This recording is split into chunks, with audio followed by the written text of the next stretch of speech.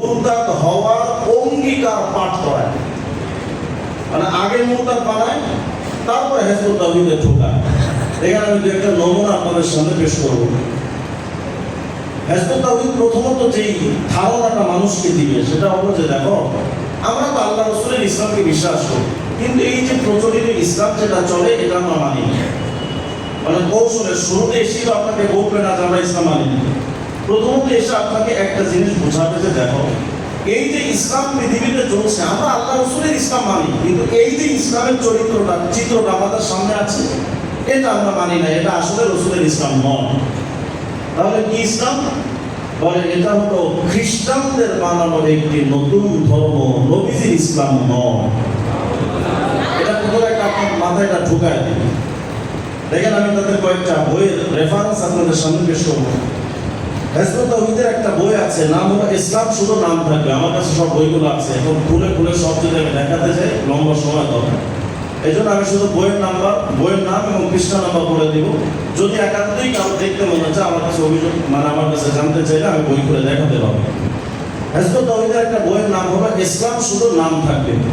বইটার 9 নম্বর পৃষ্ঠার মধ্যে লিখছে, বর্তমানে আমরা যে ধর্মটিকে ইসলাম হিসেবে দেখছি, যেটাকে ধর্মপ্রাণ মানুষ অতি যত্ন সহকারে পালন করার চেষ্টা করছেন, যে ইসলামটাকে সর্বত্র স্কুল, কলেজ, মাদ্রাসা, পীরের খানকায় শেখানো হচ্ছে, সেটা প্রকৃত ইসলাম নয়। মানে আমরা যে ইসলামটা পালন করি এটা আসলে ইসলাম নয়। তাহলে আসলে ইসলাম কি? তাদের আর একটা বই আছে, ইসলামের প্রকৃত রূপরেখা।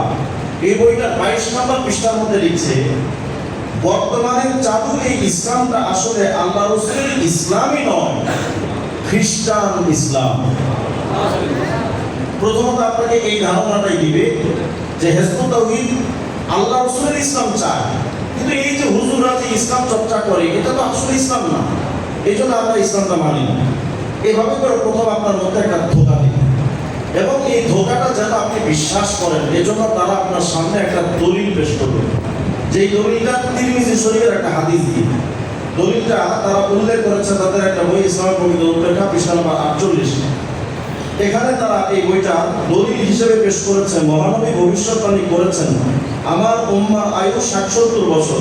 হাদিস আবু হুরায়রা থেকে তিরমিজি, ইবনে মাজাহ মিশকাত। অর্থাৎ তার উম্মাহ, হাদিসের ব্যাখ্যা করছে তারা এইভাবে, অর্থাৎ তার উম্মাহ পৃথিবীতে থাকবে 60-70 বছর, তারপর যেটা হবে সেটা নামে মাত্র উম্মতে মুহাম্মাদি, সেটা প্রকৃতপক্ষে উম্মতে মুহাম্মাদি নয়। একটা হাদিস পেশ করব। মূলত এই যে বক্তব্যটা তারা দেয়, তাদের মূল দাবি হলো যে ইসলাম 1300 বছর আগে হারিয়ে গেছে। মানে তাদের মূল কনসেপ্ট হলো, তারা বোঝাতে চায় দেখো, নবীজি ইন্তেকাল করা 60-70 বছর পরে নবীজি বলেছেন, দেখো আমার ইন্তেকালের 60-70 বছর পরে আর কোন উম্মতে মুহাম্মাদি তথা মুসলিম থাকবে না। তো নবীজি ইন্তেকাল করেছেন 11 হিজরিতে, তাহলে নবীজির ইন্তেকালের 11 হিজরি এবং পরবর্তীতে 60-70, আমরা 70 হিজরি ধরি, 70 বছর, তাহলে 70 এবং 11 81 হিজরি।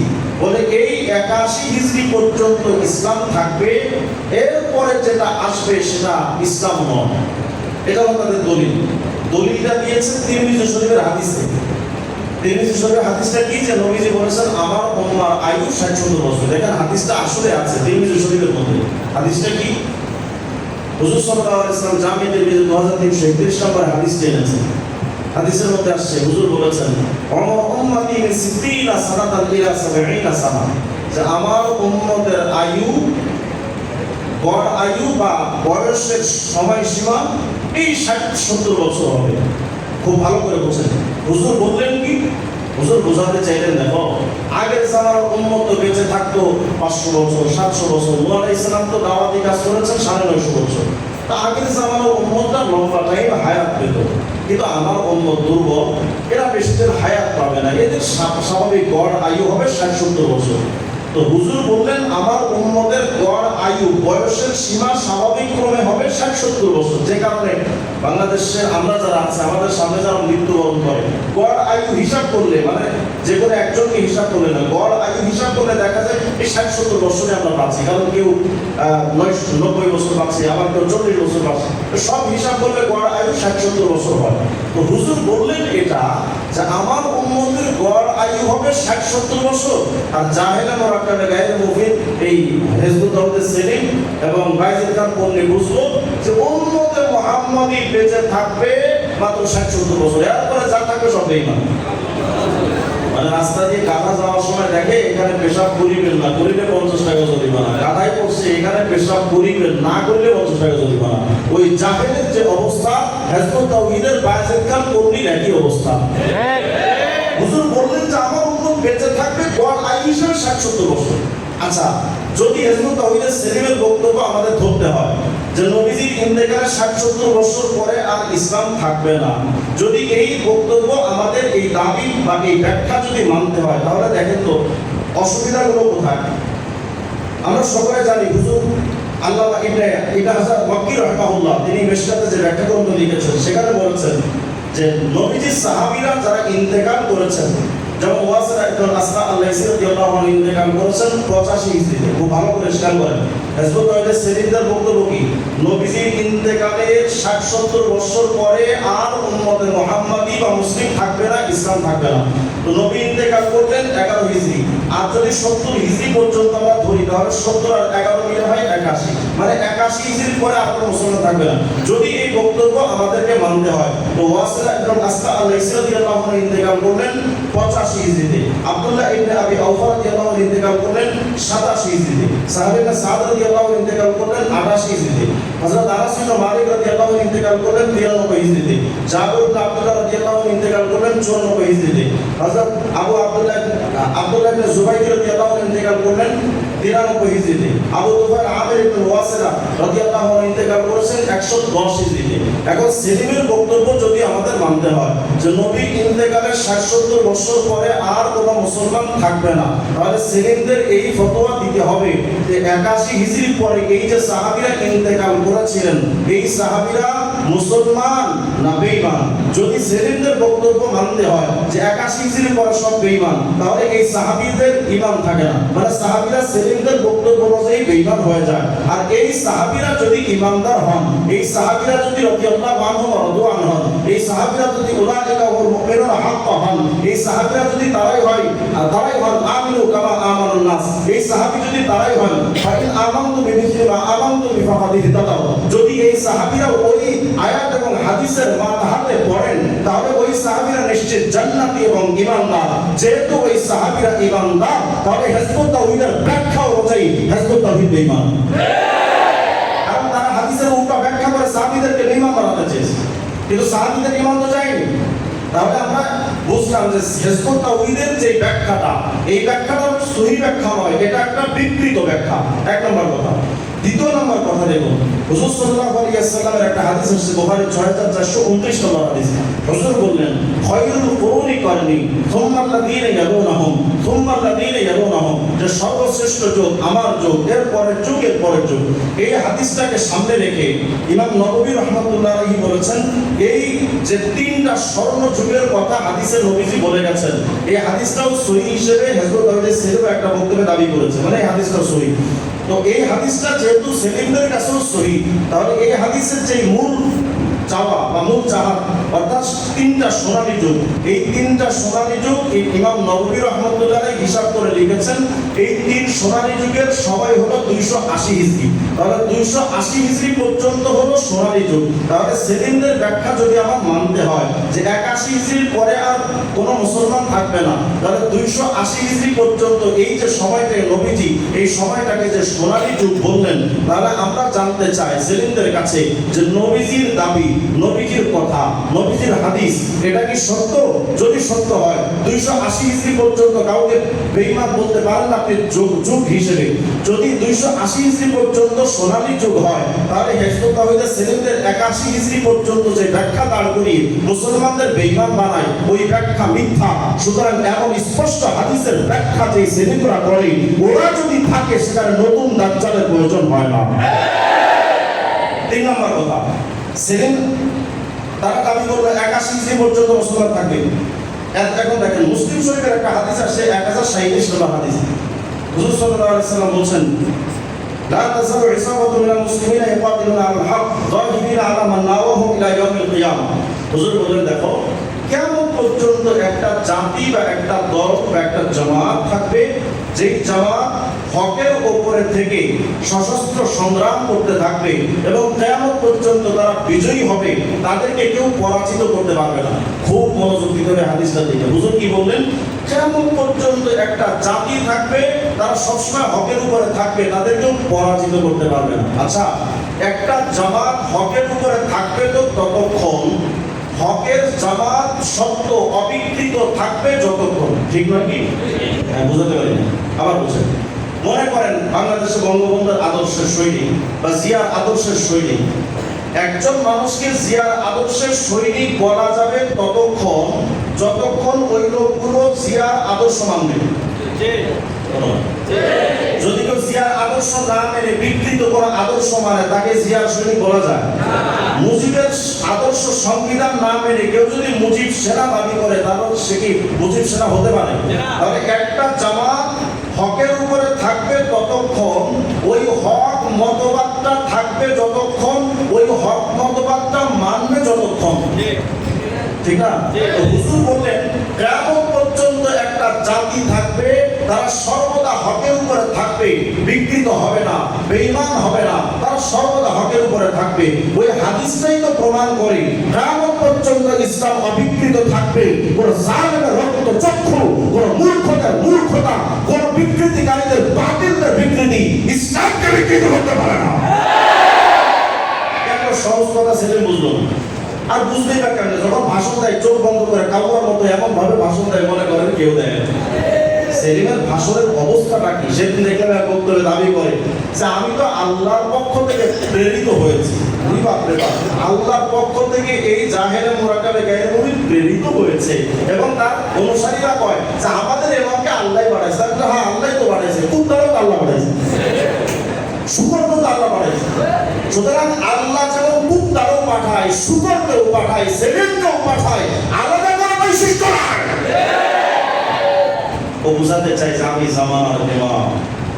আপনি বিশ্বাস করবেন, এদের যে মূল ইমাম যে ছিল বায়েজিদ খান পন্নী, সেই বায়েজিদ খান পন্নী কয় আমার উপরে হঠাৎ 10 মিনিটের মধ্যে 8টা মুজিজা হয়ে গেল।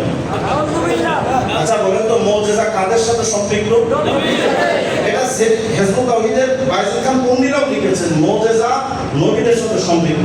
তাহলে যেই মুজিজা নবীদের সাথে সম্পৃক্ত, সেই মুজিজা পন্নী বিড়ি খোরের উপরে কেমন হইল? কিন্তু মুজিজার ধর্ম কি জানেন? এক অনুষ্ঠানে বক্তব্য দিয়েছে 10 মিনিট, এই বক্তব্যের মধ্যে মানুষের মোবাইলের কল আসে নাই, এটা একটা মুজিজা। বাচ্চারা ছিল, তারা কান্নাকাটি করে নাই, এটা আরেকটা মুজিজা। সাউন্ডটা ক্লিয়ার হয়েছিল, ওটা আরেকটা মুজিজা। ওর ধরন কি মুজিজা? তো মুজিজার ইজ্জতই রাখে নাই। কিন্তু আশ্চর্য ব্যাপার কি জানেন? ওদের আল্লাহর মুজিজা হিজবুত তাওহীদের বিজয় ঘোষণার বই আছে। এই মাইকের অপারেটর যে ছিল ওই দিন, ওই মাইকের অপারেটর সাক্ষাৎকার দিয়েছে যে আপনার অনুভূতি কি? সে বলে যে ওই দিন তো মাইক ভিআইপি সাউন্ড দিয়েছে, কিন্তু এর পরের দিন থেকে মাইক আর আজও পর্যন্ত জ্বালাইতে পারে।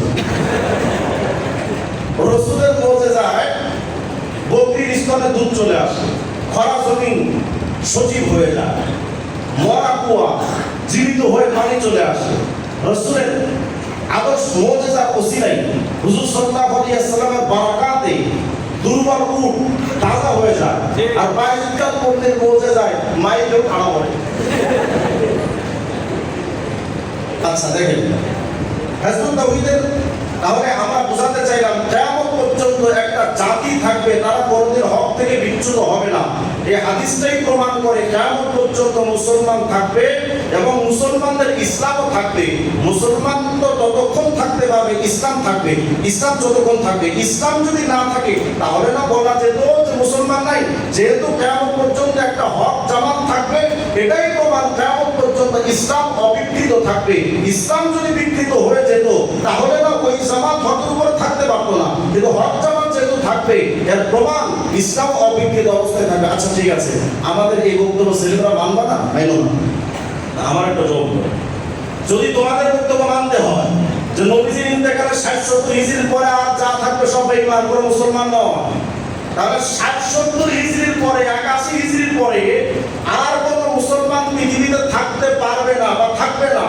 এই দাবি যদি হিজবুত তাওহীদের বক্তব্য এটা আমাদের মানতে হয়, তাহলে তোদের বক্তব্য অনুযায়ী আমরা এটাও স্পষ্ট ঘোষণা দিতে পারি 81 হিজরির পরে নবীজির ইন্তেকাল 60-70 হিজরির পরে আর যদি মুসলমান না থাকে 1300 বছর পরে এসে সেলিম তোমরা মুসলমান হতে পারো না।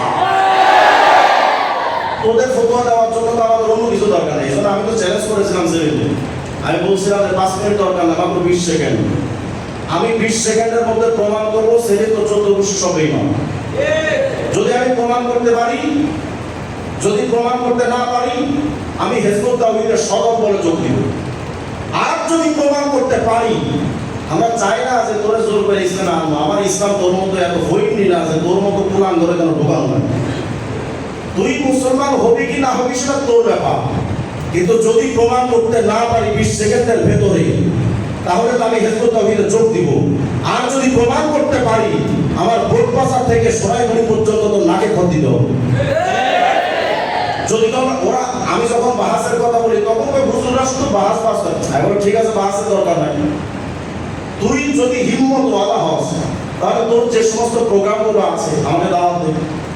আমি জাস্ট তোদের প্রোগ্রামে গিয়ে সকলের সাথে একটা প্রশ্ন করবো, আজও পর্যন্ত সেলিমের এই হিম্মতটা হলো না। আমি শেষে আর একটা চ্যালেঞ্জ করছিলাম যে দরকার নাই এই বাহাস টাস ভাই তুই পারবি না, এগুলো বাদ দে। আমার সামনে তুই মাত্র 20 সেকেন্ড স্থির হয়ে দাঁড়ায় থাকবি, তোর ঠ্যাং কাঁপতে পারবে না। ঠ্যাং যদি কাঁপে তাহলে ঠ্যাং ফিরাই দিব না। হিম্মত থাকলে গ্রহণ কর। আমি এই কথা কেন বলি জানেন? হক জিন্দা, হকের সামনে সমস্ত বাতিল মৃত। বাতিলের ক্ষমতা নাই হকের সামনে বুক চেপে দাঁড়ানো।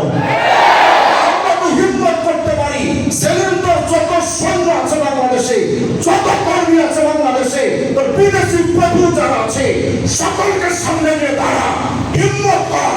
আমি একা যাবো, আর কাউকে লাগবে না। 1 সেকেন্ড যদি তোরা হিম্মত দিতে পারিস, হিম্মত আমি গ্রহণ করবো, নইলে তোর এই বাংলাদেশে জায়গা দেওয়া হবে না।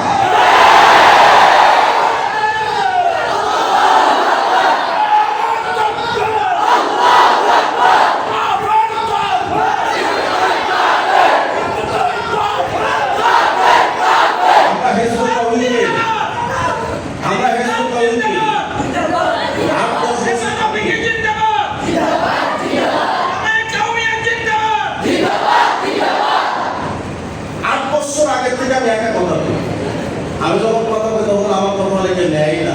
আমাকে অনেকে বলতেন যে ছাগল পাগল দল নিয়ে তোমার এত মাথা কামানো দরকার আছে।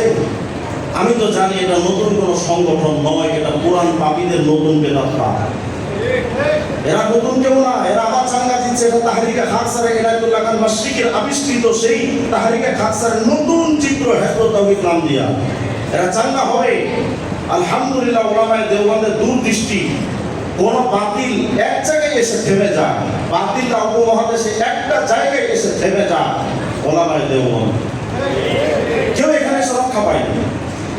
আচ্ছা, হিজবুত তাওহীদ এই যে দাবি করলো প্রথম যে এই ইসলাম আসলে ইসলাম না। এখন আমি আপনাদের কাছ থেকে এই যে কথাগুলো বললাম তারা জানতে চায় হিজবুত তাওহীদের এই ব্যাখ্যা সত্য না মিথ্যা?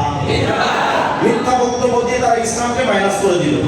করার পরে কি করবে? এরপরে দ্বিতীয় পর্যায়ে এসে তারা বলবে দেখো এই যে ইসলাম তোমরা পালন করো, এটা পালন করার দরকার নাই। এখন তোমাদের সামনে শুধু একটা মাত্র পথ খোলা আছে। কি সেটা? তাদের একটা বই আছে, মহাসত্যের আহ্বান, পৃষ্ঠা নম্বর 15। এই বইটার মধ্যে তারা লিখছে এখন এই জাতির সামনে, লাইনটা শুনেন খুব মজবুত দিন, এখন এই জাতির সামনে একটি মাত্র পথ খোলা আছে, তা হলো এ জামানার ইমাম, the leader of the time, জনাব মোহাম্মদ বায়েজিদ খান পন্নীর এই ডাক গ্রহণ করে বর্তমানের প্রচলিত বিকৃত ও বিপরীতমুখী ইসলাম ত্যাগ করে প্রকৃত ইসলাম গ্রহণ করতে হবে। তার মানে হিজবুত তাওহীদের কাছে যে ইসলাম এটা হলো আসল ইসলাম, আর আমাদের কাছে যে ইসলাম আছে এটা বিকৃত ইসলাম, এটা ত্যাগ করতে হবে। এজন্যই তারা যেটা করে, আর একটা ধোঁকা দিবে তারা আপনাদেরকে। তারা বলে যে এই যে ইসলাম মানে হিজবুত তাওহীদের কাছে যে ইসলাম, এটা কারা সৃষ্টি করছে জানো? তারা বলে তাদের একটা বই আছে আদর্শিক লড়াই, পৃষ্ঠা নম্বর 15 লিখছে হিজবুত তাওহীদ সৃষ্টি করেছেন আল্লাহ স্বয়ং। তিনি একে গত 19 বছর ধরে পরিচালনা করে আসছেন। মানে হেজবুত তাওহীদ দুনিয়ার আর কাউ তৈরি না, এটা আল্লাহর তৈরি। ভাবা যায় এই 1300 বছর পরে এসে আল্লাহ নতুন আর ধর্ম বানাইছে, আল্লাহ নিজে তৈরি করছে। আচ্ছা, এখন আমরা তাহলে একটু দেখি যে আসলে এদের এই ধর্ম আল্লাহর বানানো না শয়তানের বানানো, একটু দেখানো দরকার। আমি আপনাদের কাছে জানতে চাই, আল্লাহর বানানো ধর্মের মধ্যে ঈমান থাকবে না থাকবে না? সবাই বলেন। ইসলামের বুনিয়াদ ভিত্তি স্তম্ভ কয়টা? বুনিয়াদ ইসলাম আল খামস, শাহাদাতে আল্লাহ ইলাহা ইল্লাল্লাহ। ইসলামের প্রথম ভিত্তি তো ঈমান। বলেন ইসলামের প্রথম ভিত্তি ঈমান না? তাহলে যেই ইসলামে ঈমান আছে ওই ইসলাম আসল ইসলাম। যেই ইসলামে ঈমান নাই ওটা শয়তানের ইসলাম, ঠিক কি না? আচ্ছা দেখেন, হিজবুত তাওহীদের একটা বই আছে, শ্রেণীহীন সমাজ সাম্যবাদ প্রকৃত ইসলাম, পৃষ্ঠা নম্বর 52। এই পৃষ্ঠার মধ্যে হিজবুত তাওহীদ লিখছে, আমরা বলি না যে আপনারা আল্লাহ বিশ্বাসী হয়ে যান, মুমিন হয়ে যান, আখিরাত পরকালে বিশ্বাসী হয়ে যান। আল্লাহর প্রতি কে ঈমান আনবে কে আনবে না সেটা তারা আল্লাহর সঙ্গে বুঝবে।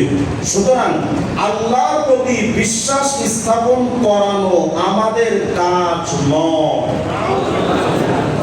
তাহলে বলেন, হিজবুত তাওহীদের যে ইসলাম, এখানে ঈমান আছে? বলেন না। কিন্তু নাম দিয়েছে হিজবুত তাওহীদ, তাওহীদের দল, অথচ দাবি করছেন ঈমান তাওহীদ এটা আমাদের কাজ না। তাহলে হিজবুত তাওহীদ মানে কি? ওলামায়ে কেরাম এটা মাথায় রাখেন। হিজবুত তাওহীদ শব্দের অর্থ, হিজবুত তাওহীদ আই লা ইলাহা ইল্লাল্লাহ, লা ইলাহা ইল্লাল্লাহ জামাত নয়। তাহলে কি? হিজবুত তাওহীদ শব্দের অর্থ হলো হিজবুত তাওহীদিল আদিয়ান।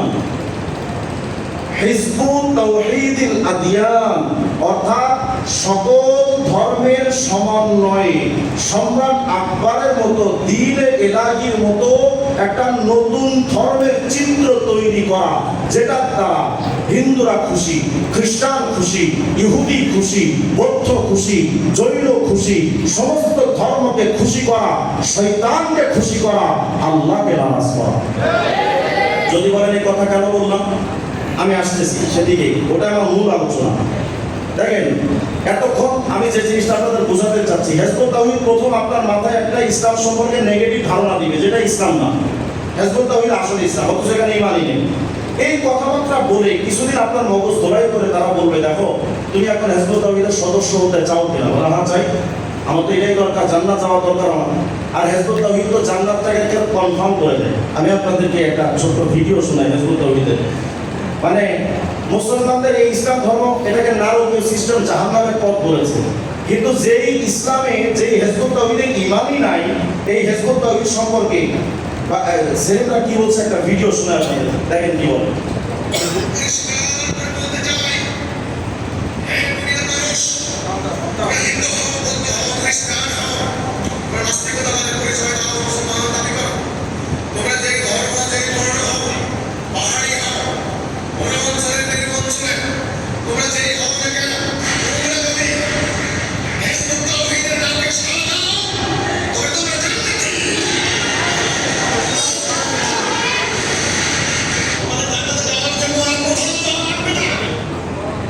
মানে জান্নাতের কন্ট্রাক্টটা চলে আসে।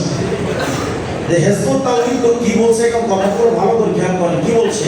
যে তোমরা হিন্দু হও, বৌদ্ধ হও, খ্রিস্টান হও, কোনো অসুবিধা নাই, হিজবুত তাওহীদের ডাকে সাড়া দিলেই তোমরা জান্নাতি। যখন আমরা এই কথাটা বলবো, সেদিন তখন বলবে, আরে তা তো সহি, কেন আমরা তো কালেমার দিকে ডাকছি, ওই কালেমার দিকে ডাকলি, তোদের শ্রেণীহীন সমাজ বই 52 নম্বর পৃষ্ঠায় তো বলি ঈমান তোদের কাজ নয়। তাহলে তোমরা কোন দিকে রাখছো? আচ্ছা, এরপরে দেখেন হিজবুত তাওহীদ, আমরা যে বলেন তো হিন্দুরা মুসলমান না বেঈমান? হিন্দুরা কাফের না? আমি আপনাদেরকে একটা কথা বলেছি, হিজবুত তাওহীদ মানে হিজবুত তাওহীদের আদিয়ান, সব ধর্মের সমন্বয়ে সবাইকে স্বীকৃতি দিয়ে নতুন একটা ধর্ম আবিষ্কার করা। যে কারণে যেই হিন্দুরা স্পষ্টভাবে কুফরি করে, শিরিক করে, 33 কোটি খোদায় বিশ্বাস করে, যেই হিন্দুরা ইসলাম মানে না, সেই হিন্দুদেরকে হিজবুত তাওহীদের সেলিম কয়, আপনাদেরকে আমরা কাফের মনে করি না। দেখেন কি বলছে, মনে করেন যে মুসলমানরা আমাদের হিন্দুদেরকে কাফের মনে করে। নো, যারা আপনাদেরকে এক সাইডে কাফের আখ্যা দিচ্ছে তারা ভুল করছে। আল্লাহকে বলছেন হিন্দু কাফের, আল্লাহকে বলছেন খ্রিস্টান কাফের, না আপনারা সংজ্ঞা দিচ্ছেন হিন্দু কাফের। এই সনাতন ধর্মের হিন্দু ভাইরা আল্লাহর সংজ্ঞার সাথে এদের সংজ্ঞা মিলে না, আপনারা ওটা নেবেন না। মানে হিন্দুদেরকেও কাফের বলা যাবে না। আপনি আশ্চর্য হবেন, নাস্তিক মুফাসসির আছে না, নাস্তিক মুফাসসির, আপনারা ইউটিউবে তার ভিডিও পাবেন, কোরআন শরীফ ছিটতেছে, আল্লাহকে আল্লাহর ব্যাপারে বলে নাউজুবিল্লাহ, একটা শব্দ উচ্চারণ করতে লজ্জা করে, তবু এটা নকল করার জন্য বলতে হয়। বলে আল্লাহ নাকি, সে বলছে এক ফেরেশতা নাকি বলছে যে আল্লাহ লজ্জাস্থান আছে। আর এক বক্তব্যে বলে আল্লাহ একদিন চিটপট অঙ্গের পরে মরে গেছে। যেই নাস্তিক মুফাসসির এত মারাত্মক জঘন্য জঘন্য বক্তব্য দিল, হিজবুত তাওহীদের সেলিম তার সাথে একটা লাইভে গেল। লাইভে যাওয়ার পরে এই নাস্তিক মুফাসসির তারা জিজ্ঞেস করছে যে আমাকে আপনি নাস্তিক মনে করেন? সেলিম কয় যে আপনি নাস্তিক হওয়ার মতো কোনো সিমটম বা কোনো আলামত চিহ্ন তো আপনার মধ্যে আমি দেখছি না। দেখেন ভিডিওটা কি বলে।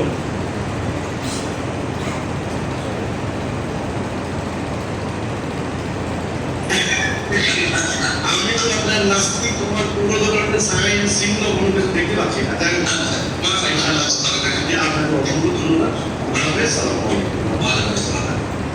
মানে নাস্তিক মুফাসসিরও তার কাছে বেঈমান না, নাস্তিক না, অথচ হিজবুত তাওহীদের সেলিম কয় পুরা পৃথিবীর 250 কোটি মুসলমান আবু জেহেল, আবু লাহাব, উতবা, সাইবার মতো কাফের। পৃথিবীর সমস্ত মুসলমান বেঈমান, কিন্তু হিজবুত তাওহীদ নাস্তিকদেরকে বেঈমান বলতে চায় না, হিন্দুদেরকে বেঈমান করতে চায় না, বৌদ্ধদেরকে বেঈমান করতে চায় না। কারণ কি? সমস্ত কুফরি শক্তি এক, তারা চলে চলে তান্ত ভাই, ওদের কোনো বিভেদ নাই। তারা শুধু মুসলমানদেরকে টার্গেট করে, আর কাউকে টার্গেট করে না। এবার দেখেন হিজবুত তাওহীদের যখন এই চিন্তা চেতনা আপনার মাথায় ঢুকিয়ে দিবে, এই হুজুরদের ব্যাপারে বলবে হুজুরা তো ধর্ম ব্যবসায়ী, এই হুজুররা ইসলাম নিয়ে ধর্ম ব্যবসা করে। আচ্ছা, আমি আপনাদের যারা এখানে সাধারণ মানুষ আপনারা আসছেন, আপনাদের কাছে একটা প্রশ্ন করতে চাই, হুজুররা ধর্ম ব্যবসা করে, আচ্ছা এই মাদ্রাসা বা মসজিদে যারা ইমামতি করেন বা মাদ্রাসা যারা উস্তাদ আছেন, ওনাদের বেতন কত সামথিং? 5,000, 6,000, 8,000, 10,000। বিনিময় কি দেওয়া লাগে? 24টা ঘন্টা সবাই তাদের মসজিদ মাদ্রাসায় সময় দিতে হয়, ডিউটি করতে হয়। ভালো করে বুঝেন, 24 ঘন্টা ডিউটি করার পর একজন ব্যক্তি সে মাস শেষে 8,000 বা 10,000 টাকা হাদিয়া পাচ্ছে। আমি আপনাদের কাছে সচেতন মহল এবং শিক্ষিত মহল যারা, আপনারা আমাকে জবাব দেন তো, বাংলাদেশে 24 ঘন্টা ডিউটি করার পর মাত্র 8,000 টাকা বেতন দেওয়া হয় এমন কোন প্রতিষ্ঠান কি বাংলাদেশে আছে? হুজুরা ধর্ম ব্যবসায়ী কেন হলো? এই হুজুরা মুসলিম মাদ্রাসা ছেড়ে যদি রিক্সাও চালাতেন, দোকানদারি করতেন, খাট খাবার যদি কাজও করতেন, তবুও তো 24 ঘন্টা ডিউটি করলে মিনিমাম 30-40 হাজার টাকা ইনকাম হতো। অথচ তারা দুনিয়ার সমস্ত মোহ ত্যাগ করে মাত্র 8-10 হাজার টাকা হাতিয়ায় তারা সন্তুষ্ট থেকে দ্বীনের দরদ নিয়ে মসজিদে পড়ে থাকলেন, মাদ্রাসায় পড়ে থাকলেন। তাদেরকে বলা হয় ধর্ম ব্যবসায়ী। বাস্তবতা হলো কাইল্লা চোরা, চুরি কইরা যখন দৌড়ানি খায়, যত সামনে দৌড়ায় তখন কাইল্লা চোরা কয় চোর ধর, চোর ধর। এভাবে করে সে বোঝায় যে আমি চোর না, সামনে চোর আছে। নিজেকে চোর ধর বলে নিজেকে বাঁচানো প্রকৃত ধর্ম ব্যবসায়ী সেলিমরা আমাদেরকে ধর্ম ব্যবসায়ী বলে নিজের ধর্ম ব্যবসাকে আড়াল করতে চায়।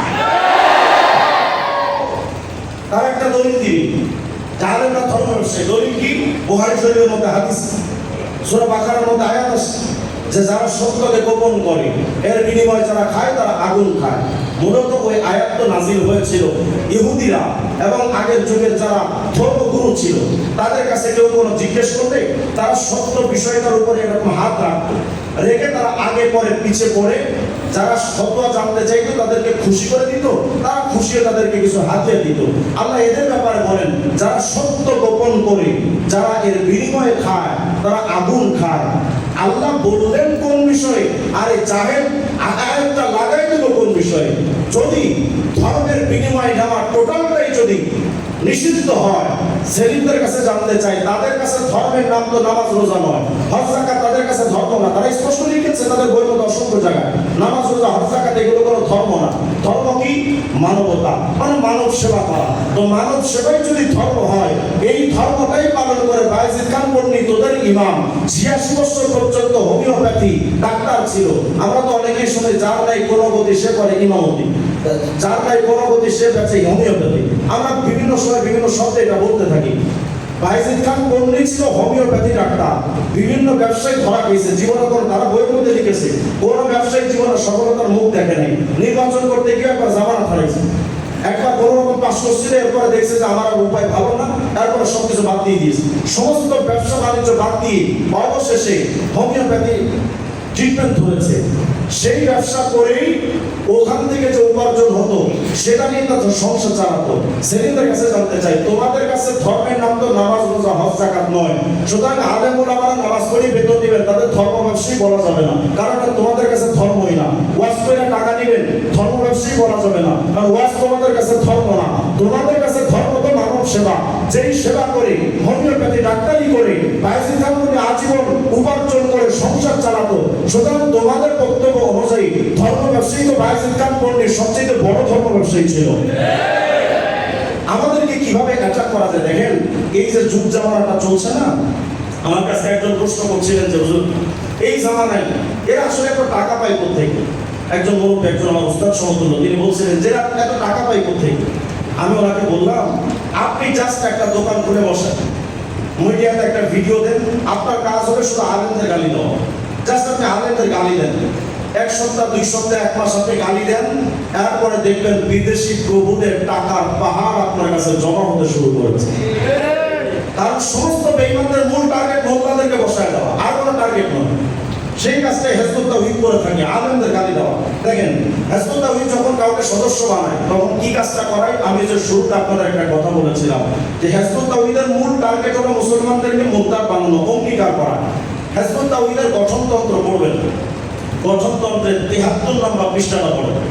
৭৩ নম্বর পৃষ্ঠার মধ্যে তারা যেই গঠনতন্ত্র মানে কাউকে সদস্য বানানোর সময় যে অঙ্গীকার করায়, সেই অঙ্গীকার নামার মধ্যে তারা এভাবে লিখছে, মনে করেন কাউকে তারা সদস্য বানাচ্ছে দাঁড় করিয়ে, তাকে বলছে যে পরেন আমার সাথে একটা অঙ্গীকার পাঠ করেন। কি পাঠ?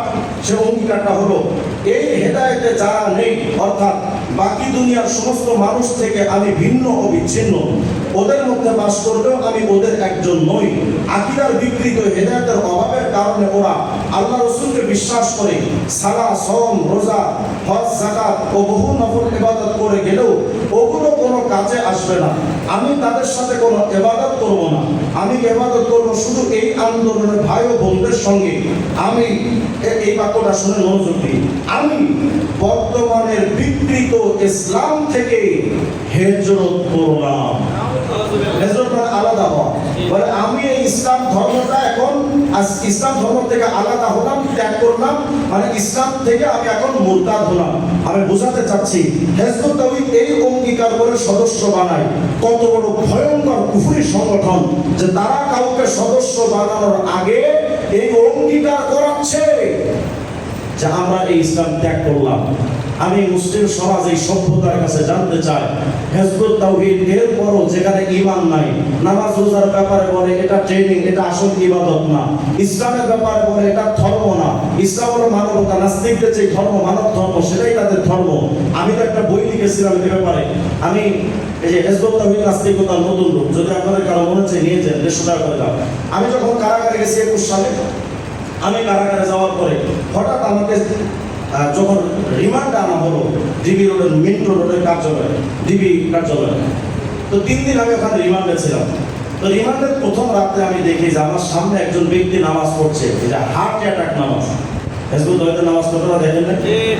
আল্লাহু আকবার।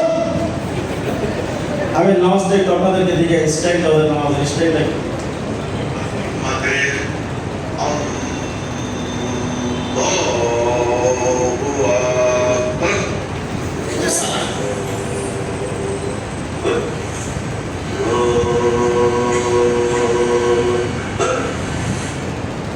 মানে এরা নামাজটাকে আরবি স্টাইল বানিয়েছে। মানে হুটহাট নামাজ। আমি এই জন্য নামাজের নাম দিয়েছি হার্ট অ্যাটাক নামাজ, কারণ কোনো হার্ট দুর্বল ব্যক্তি যদি এই নামাজ এদের সাথে পড়ে আমার মনে হয় হার্ট অ্যাটাক করে মারাও যেতে পারে। আমি দেখি আমার সামনে হার্ট অ্যাটাক নামাজ, আমি তো সন্দেহ করে গেলাম যে কিরে কারা গাবে এতে পাঠাইলেন। আমি নামাজের পরে ডাক দিলাম যে ভাই আমাকে একটু বলেন তো যে আপনি আসলে হেজবুত তাওহীদ করতেন কিনা। হুজুর আমি একসময় হেজবুত তাওহীদ করতাম, কারণ তারপর আমি বর্তমানে হেজবুত তাওহীদ হুজুর করি না। বললাম কারণ কি? হুজুর বর্তমানে হেজবুত তাওহীদ এটা তো মূলত বাইজিদ খান পন্ডির হেজবুত তাওহীদ নয়, এটা পুরাটাই নাস্তিকতা। আমি তখন আমার মাথায় লাগলো যে আমি তো আসলে হেজবুত তাওহীদকে যে আগে করছি এইভাবে তো করিনি। আমি তখন কারাগার থেকে বের হয়ে সর্বপ্রথম আমি ওদের 40টা বই ছিল আমার তখন, ওদের বই আমার কাছে, এখন তো বইয়ের সংখ্যা আরো বাড়ছে। আমি ওদের সকল বই একত্রিত করে আবার পড়লাম যে দেখি নাস্তিকতার ব্যাপারে এদের চিন্তা চেতনা কি। পরে আমি ওদের ওই সব ডকুমেন্টস একত্রিত করে এই বইটা লিখেছিলাম, হেজবুত তাওহীদ নাস্তিকতার নতুন রূপ। নাস্তিকদের আকীদা কি ওটা এক জায়গায় জমা করেছি, পাশাপাশি হেজবুত তাওহীদের আকীদা কি এটা জমা করেছি, জমা করে আমাদের সমাধান লিখেছি। এভাবে করে বইটা লেখা। মূলত হেজবুত তাওহীদের ইমাম বাইজিদ খান পন্ডিত 2012 সালে মারা যায়। 12 সাল পর্যন্ত এই হেজবুত তাওহীদ তাহরিকে খাকসা এনায়েতুল্লাহ খান মাশরিকের কুফরি সংগঠনের একটা বাস্তব রূপ ছিল। কিন্তু 12 সালে মারা যাওয়ার পর সেলিম যখন এটা দায়িত্বশীল হলো, তখন এটা টোটাল এর পরবর্তীতে যে বইগুলো সেলিম লিখেছে প্রত্যেকটা বই, বিশেষ করে একটা বইয়ের নাম আপনাদেরকে বলি, এই বইটার নাম শ্রেণীহীন সমাজ সাম্যবাদ প্রকৃতি ইসলাম। এই বইটা পড়বেন, এ টু জেড পুরাটা এটা নাস্তিকতা, পুরাটা নাস্তিকতা। এভাবেই করে তারা মুসলমানদেরকে ধোঁকা দিচ্ছে। বাস্তবতা হলো আরেকটা নমুনা আপনাদেরকে শুরুতে একটা কথা বলেছিলাম যে হেজবুত তাওহীদ মানে হেজবুত তাওহীদের আদিয়ান, সকল ধর্মকে সমন্বয় করা, এটার একটা বাস্তব চরিত্র আমি আপনাদের সামনে তুলে ধরি। দেখেন হেজবুত তাওহীদের বক্তব্য, তাদের একটা পত্রিকা আছে দেশের পত্র পত্রিকা, এটা তাদের ওয়েবসাইটে গেলে আপনারা সার্চ দিলে পাবেন।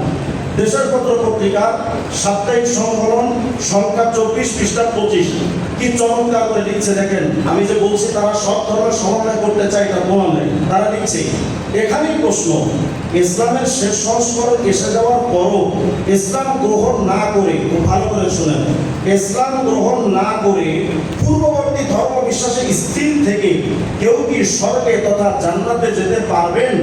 এর জবাব হচ্ছে হ্যাঁ, অবশ্যই তাদেরও জান্নাতে যাওয়ার পথ খোলা আছে। অথচ কোরআন শরীফের স্পষ্ট আয়াত আল্লাহ তাআলা সূরা আলে ইমরানের 50 নম্বর আয়াতের মধ্যে বলেছেন, ওয়া ইয়াবতাগি গায়রাল ইসলামি দীনান ফালা ইউকবালু মিনহু ওয়া হুয়া ফিল আখিরাতি মিনাল খাসিরিন আই মিন আহলিন নার। যদি কেউ ইসলাম বাদ দিয়ে অন্য কোনো তন্ত্র গ্রহণ করে তার গন্তব্য জান্নাত বা জাহান্নাম। আর হেজবুত তাওহীদ বলেছে না এখনো জান্নাতে যাওয়ার সুযোগ আছে। শুধু তাই নয়, হেজবুত তাওহীদের আরেকটা বই আছে গণমাধ্যমের করণীয় পৃষ্ঠা 59, লিখছে কেবল কোরআন নয়, জবুর, গীতা, ভালো করে শোনেন, জবুর, গীতা, বেদ, ত্রিপিটক ইত্যাদি ধর্মগ্রন্থ আল্লাহ পাঠিয়েছে। শুধু তাই না, দেখেন আরো লিখছে বেদ, তাওরাত, এটা পাবেন আপনারা দেশের পত্র পত্রিকার সাপ্তাহিক সংকলন পৃষ্ঠা 24 সংখ্যা 24 পৃষ্ঠা 23, লিখছে বেদ, তাওরাত, জিন্দাবেস্তা, ত্রিপিটক, জবুর, ইনজিল আল্লাহর অবতীর্ণ। তার মানে হিন্দুদের যত ধর্মগ্রন্থ আছে, রামায়ণ, বেদ, গীতা, ত্রিপিটক, মহাভারত, হিন্দুদের যত গ্রন্থ আছে বলে এগুলো তো সাধারণ কোনো কিতাব নয়, আল্লাহ নাযিলকৃত কোরআনের মতোই হিন্দুদের বইগুলো আসমানি কিতাব।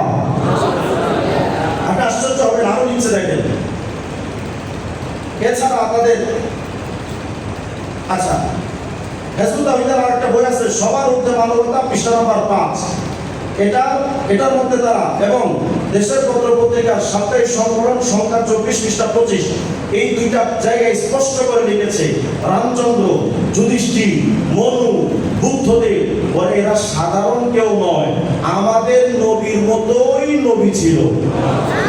আচ্ছা আমি আপনাদের কাছে জানতে চাই কৃষ্ণ মানে কি জানো? কৃষ্ণ শব্দের অর্থ কি জানেন না? কৃষ্ণ মানে তো কালো, কৃষ্ণ মানে কালো না? হিন্দুদের যে অবতার কৃষ্ণ এ মহা কালো ছিল, যে কারণে তার নামই হলো কৃষ্ণ। আমি জানতে চাই কোন নবী কি কালা ছিলেন? কোন নবী কালা ছিলেন?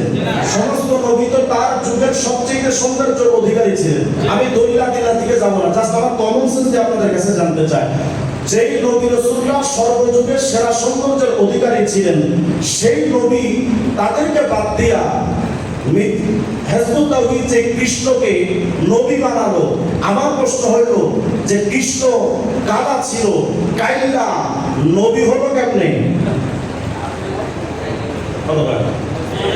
কাইলা নবী হলো কেমনে? নবীরা তো সৌন্দর্যের অধিকারী হয়, অথচ হিজবুত তাওহীদে সেরকম হয় রামকৃষ্ণ, রামচন্দ্র, যুধিষ্ঠির, মনু, বুদ্ধদেব, এরা সবাই আল্লাহ নবী ছিল। তার একটা বক্তব্য আপনাদেরকে একটু শোনায়, তাহলে বিশ্বাসটা আরো মজবুত হবে। দেখেন কি বলছে। কোন কৃষ্ণ, রামচন্দ্র, যুধিষ্ঠির এনারা নবী ছিলেন? বিস্তারিত বলতে গেলে সময় ব্যাপার। সেই স্পষ্ট করে দাবি করে রামচন্দ্র, রামকৃষ্ণ এগুলো সাধারণ কেউ না, নবী ছিল। এখন আমি আপনাদের কাছে জানতে চাই, হিজবুত তাওহীদ মানে কি ঈমানের দল, নাকি ওই যে সম্রাট আকবরের মতো দ্বীনে ইলাহির মতো নতুন একটা দল? এটা স্পষ্ট আমাদের সামনে হয়েছে, এটা নতুন একটা ধর্ম। সুতরাং আমরা সতর্ক করে মুসলিম সভ্যতাকে বলি, আপনার মেয়ে, আপনার বোন, আপনার সন্তান, আপনার আপনজন শুধু নিজের ঈমান বাঁচানোই দায়িত্ব শেষ হয়ে যায় না। আলা কুল্লুকুম রাইন ওয়া কুল্লুকুম মাসউলুন আন রাইয়াতিহি, নিজের জীবনকে বাঁচানোর দায়িত্ব আপনার, পরিবারের জিম্মাদারি আপনার। কু আনফুসাকুম ওয়া আহলিকুম নারা, নিজেকে বাঁচুন, সন্তান, পরিবার, পরিজন তাদেরকে জাহান্নামের পথ থেকে বাঁচান। হিজবুত তাওহীদ জাহান্নামী ফেরকা, হিজবুত তাওহীদ কুফরি ফেরকা। এই ফেরকা থেকে নিজেও যেমন বাঁচবো, পরিবারকেও বাঁচাবো, আমার পরিবারকে শত্রুর হাত থেকে বাঁচাতে আমি যেমন ময়দানে যুদ্ধে অবতীর্ণ হব, আমার পরিবারকে যদি তাদের ঈমানটা কেড়ে নিয়ে তাদেরকে চিরস্থায়ীভাবে মৃত্যু বানাতে যে হিজবুত তাওহীদ চেষ্টা করছে, তারা যদি আসে, আমার পরিবার, আমার সমাজ, আমার রাষ্ট্র তাদের ঈমান বাঁচাতে প্রয়োজনে হিজবুত তাওহীদের বিরুদ্ধে আমাদেরকে যদি যুদ্ধে নামতে হয়, যুদ্ধে নামতে হবে। প্রস্তুত থাকবেন ইনশাআল্লাহ? প্রশাসনের ভাই আপনাদেরকে তো আমাদের নাদিম ভাই বলে গেছেন, আমি নতুন করে কিছু বলতে চাই না। আমাদের ফরাসি ভাই বলে গেছেন, তাদের ইসলামের প্রকৃত রূপরেখা বইয়ের 40 নম্বর পৃষ্ঠায় তারা স্পষ্ট লিখেছে, অস্ত্রের সাথে সম্পর্ক না থাকলে সে কোনো দরজা দিয়ে জান্নাতে প্রবেশ করতে পারবে না। আমি প্রশাসনের কাছে জানতে চাই, আপনারা তাদের এই বক্তব্যটাকে সাপোর্ট করেন কিনা? যদি আপনারা বলেন যে না, অস্ত্র অবৈধভাবে হাতে নেওয়ার কোনো সুযোগ নেই, সংবিধান নিষিদ্ধ, যদি সংবিধানের এই বক্তব্য নিষিদ্ধ হয়, তাহলে হিজবুত তাওহীদের সেলিমকে নিষিদ্ধ কালো তালিকাভুক্ত নয়, শুধু নিষিদ্ধ সংগঠন হিসেবে তাদেরকে বাংলাদেশ থেকে ব্যান করা দরকার। আর যদি বলেন যে না, তাদের বক্তব্য সহি, তাহলে আমাদেরকেও বলে দেন যে অস্ত্র হাতে নেওয়া যাবে। খোদার কসম, আমরা কোনো প্রশাসনের সাহায্য নেব না, আমরা নিজেরা যথেষ্ট। শুধু হিজবুত তাওহীদ নয়, আপনারা যদি বলেন যে না, তারা যে বক্তব্য দিয়েছে অস্ত্র হাতে দেওয়া যাবে, জাস্ট আমাদেরকে একটু অনুমোদন দিয়ে দেখেন না। স্বামী মুসলমান তো খেলা খেলবো বলে পালায় গেছে, শাহজালালের সৈনিকরা, হুসাইন আহমদ মাদানির সৈনিকরা, থানবীর সৈনিকরা রক্ত বেরাতে জানে, তারা পিঠ ফিরে হাঁটতে জানে না। আমরা সুস্পষ্ট সতর্ক করে দিচ্ছি, এক সময় তো 8 বছর আগে আমি ডাকতাম, মুয়াজ্জিনের ভূমিকায় ডেকেছি, মুসল্লি বেশি পাইতাম না। আলহামদুলিল্লাহ এখন মুসল্লিদের মহা সমাবেশ ঘটছে পুরো বাংলাদেশের পরতে পরতে। প্রশাসনের ভাইরা, বাংলাদেশটাকে এত সহজ মনে করিলেন না। শেখ হাসিনা অনেক কৌশল করেও কিন্তু বাংলাদেশে টিকতে পারে নাই। মাত্র 2000 জীবন দিয়েছে শেখ হাসিনা বলল, বাংলাদেশের কওমি সন্তানরা 2 লক্ষ নয় 2 কোটি ওলামায়ে কেরাম, তোলাবে আজিজ, তারা জান দেওয়ার জন্য প্রস্তুত আছে দ্বীনের জন্য। দিনটাকে এত সহজ মনে করেন না আপনারা।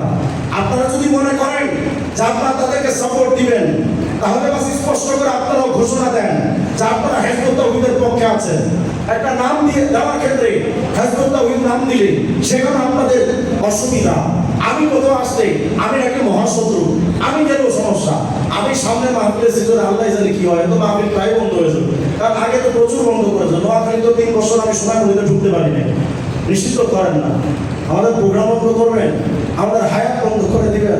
আরে এই ছাগলামি এই বাচ্চা সুলভ বিষয়টা আপনারা জ্ঞান করেন। ইনশাআল্লাহ হুসাইন আহমদ মাদানী চলে গেছে, দিন নিভে যায় নাই। আশরাফ আলী থানভী চলে গেছেন, দিন বন্ধ হয়ে যায় নাই। বাংলাদেশের হাফিজ হুজুর চলে গেছেন, দিন বন্ধ হয়ে যায় নাই। শাইখুল ইসলাম শাহ আহমদ শফি রাহিমাহুল্লাহ চলে গেছেন, ইসলাম নিভে যায় নাই। কায়েদে মিল্লাত আল্লামা জুনায়েদ বাবুনগর রাহিমাহুল্লাহ চলে গেছেন, নূর হোসেন কাসিমি দামাত রাহিমাহুল্লাহ চলে গেছেন, মুফতি ওয়াক্কাস রাহিমাহুল্লাহ চলে গেছেন, শাইখুল হাদিস রাহিমাহুল্লাহ চলে গেছেন, উস্তাদ মুহতারাম মুফতি আমিনী রাহিমাহুল্লাহ চলে গেছেন। দিন বন্ধ হয়ে যায় নাই। ইনশাআল্লাহ হুসাইন আহমদ মাদানী চলে গেছে, তাদের সন্তানদেরকে রেখে গেছেন। শাইখুল ইসলাম আহমদ শফি চলে গেছেন, তার রুহানি সন্তানরা তৈরি আছে। কিয়ামত পর্যন্ত তার সন্তানরা জিন্দা থাকবে। বাংলাদেশের প্রতিটা পর্যায়ে ইসলাম নিয়ে হোলি খেলতে দিব না।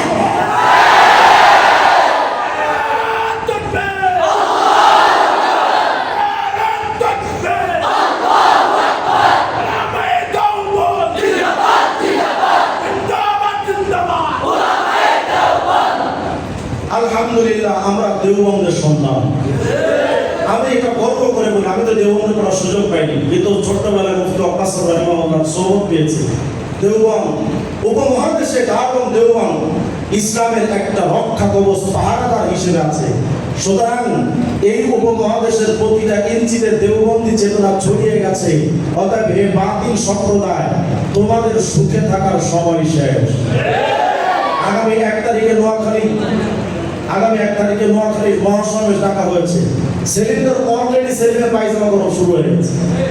আমি তো মনে করি আরে পুরা বাংলাদেশের আলেমরা লাগবে না, শুধু নোয়াখালী রোমানাইকেরাম সোনাপুর থেকে নিয়ে লাকসাম পর্যন্ত ব্যাপকভাবে একটা কর্মসূচি যেদিন দিবেন, ইনশাআল্লাহ হিজবুত তাওহীদের সাথে ওই দিন আমাদের খেলা শেষ হয়ে যাবে।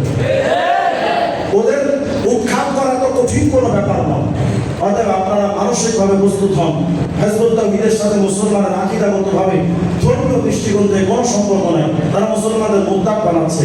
এই ইরতেদাদি সংগঠন থেকে আমাদের দূরে থাকা আমরা চেষ্টা করব। আমাদের সন্তান, পরিবার, আপনজনদের আরেকটা শেষ কথা বলে দিই, হিজবুত তাওহীদ যেটা করে, তারা প্রথম পুরুষের কাছে আসে না। কারণ সেলিমকে তো আমি বউ ভাগের না ইমাম বলেছি। আসলে পুরুষের কাছে তেমন প্রথম আসে না। প্রথম আসে কাদের কাছে? ওই কম বুঝওয়ালা মহিলাদের কাছে। এসে তাদেরকে ব্রেন ওয়াশ করে, করার পরে যখন হিজবুত তাওহীদের সদস্য করে, কিছুদিন পরে সেলিম তার মাথায় ঢুকায়, তুমি কি হিজবুত তাওহীদ করছো? হক করেছি, হিজবুত তাওহীদ গ্রহণ করেছি। কি বুঝছো? হিজবুত তাওহীদই একমাত্র ইসলাম, এর বাহিরে কোনো ইসলাম নাই। হিজবুত তাওহীদই একমাত্র মুসলমান, এর বাহিরে কোনো মুসলমান নয়। হিজবুত তাওহীদ তখন কি ঢুকায় তার আপনার স্ত্রীর মাথায়? যেহেতু হিজবুত তাওহীদই একমাত্র ইসলাম, এরা একমাত্র মুসলমান, তোমার স্বামী কি হিজবুত তাওহীদ গ্রহণ করছে না করে নাই? তাহলে তোমার ফতোয়া অনুযায়ী তুমি মুসলমান মুমিনা, কিন্তু তোমার স্বামী তো বেঈমান কাফের। একজন কাফেরের সাথে তুমি সংসার করো কেন? তাহলে কি করা? আসলে তুমি এভাবে কখনো ভাবি না কি করা? তাহলে ব্যাংকে আসবে, স্বামীর ফালাও। এখন তোমার জন্য পথ খোলা। তোমার এখন যেটা করতে হবে সেটা হলো হিজরত। নাম দিয়েছে হিজরত, মানে স্বামী ত্যাগ করো, সংসার ত্যাগ করো। অসংখ্য পরিবার, ছোট ছোট মাসুম বাচ্চা এই হিজবুত তাওহীদের সেলিম কুলাঙ্গারের জন্য অসংখ্য মাসুম বাচ্চা মা হারা হয়েছে। সুতরাং সেলিম, আমি তোমাকে কথা বলছি, বাংলাদেশের এই মাটিতে একদিন ওই মাসুম বাচ্চাদের চোখের পানি হিসাব করে দিতে হবে। যেই সন্তানদের মায়ের বুক খালি করেছো, যেই মাকে সন্তান হারা করেছো, যেই স্বামীকে স্ত্রী হারা করেছো, যেই সংসার ভেঙে চুরমার করে দিয়েছো, তুমি শয়তানদের ইমাম হতে পারো, মুসলমানদের ইমাম হতে পারো। যদি এই এলাকায় এসে যান, প্রশাসন যদি তাদেরকে বাধা না দেয়, আমরা কোনো মত সৃষ্টি করতে চাই না। প্রশাসনের ভাই আপনারা শুনে রাখেন, আমরা মত সৃষ্টি করতে চাই না। আমরা চাই না কারোর উপর উগ্রবাদী হামলা করি। আমরা শান্তিপ্রিয়, আমরা আমাদের শৃঙ্খলায় সহযোগিতা করতে চাই। সুতরাং যদি এই এলাকায় কোনোদিন হিজবুত তাওহীদ ঢুকে যায়, প্রশাসনের ভাইরা শান্তি শৃঙ্খলা রক্ষার্থে নিজেদের জিম্মাদারিতে তাদেরকে এলাকা থেকে বিতাড়িত করবে। আর যদি না করেন, তাহলে আমি বলছি না এদেরকে হামলা করে উস্কানি দিচ্ছি না, কিন্তু এই মুসলমানদের ভিতরে হৃদয়ের স্পিরিট আপনাদেরকে জানায় দেই, এখানে অনেক মুসলমান আছে, যুবক আছে, হয়তো মাথায় টুপি নাই, মুখে দাড়ি নাই, গায়ে পাঞ্জাবি নাই, কিন্তু খোদার কসম তাদের অন্তরের ভিতরে যে একটা ইশকে নববী, একটা ঈমানি বাতি প্রজ্বলিত আছে। ওদেরকে যদি এই এলাকায় খুঁজে পায়, যদি যুবকরা মুসলিম সভ্যতা যদি একবার জাগ্রত হয়, এমন আগুন জ্বলবে প্রত্যেক একটা পানিতে ঠান্ডা করতে পারবে না। আপনার প্রস্তুত থাকবেন ইনশাআল্লাহ? আল্লাহ তাআলা আমাদের সকলকে তৌফিক দান করেন। আমি আজকেই নতুন একটা বই, এখনো পর্যন্ত বইটার মোড়ক উন্মোচন করি নাই, মাত্র আমার হাতে এসেছে। বইটা মাত্র 48 পৃষ্ঠা। আমি বইটা মানে মজবুত অনেক লম্বা পৃষ্ঠা করি নাই, কিন্তু বইটার মধ্যে যেটা করেছেন এর ভেতরে ওদের বইয়ের পৃষ্ঠার ছবি সহ তুলে দিয়েছে। ওরা তো আবার ডাইরেক্ট অস্বীকার করে, এজন্য পৃষ্ঠার ছবি সহ আমি তুলে দিয়েছি। মাত্র 48 পৃষ্ঠা। মাত্র আমার বই বিক্রি করা এই ব্যবসা আমার উদ্দেশ্য না, মাত্র 30 টাকা করে দাম। এটা স্বাভাবিকভাবে কেউ বাইরে বিক্রি করলে 50 টাকা নিচে বুঝতে, কিন্তু আমার বই বিক্রি করে বিজনেস করা আমার উদ্দেশ্য না। যদি আপনাদের কারো ইচ্ছে হয়, আমি মনে করি বইটা প্রত্যেকের হাতে থাকা দরকার। আপনারা সবাই বইটা বাহিরে থাকবে এবং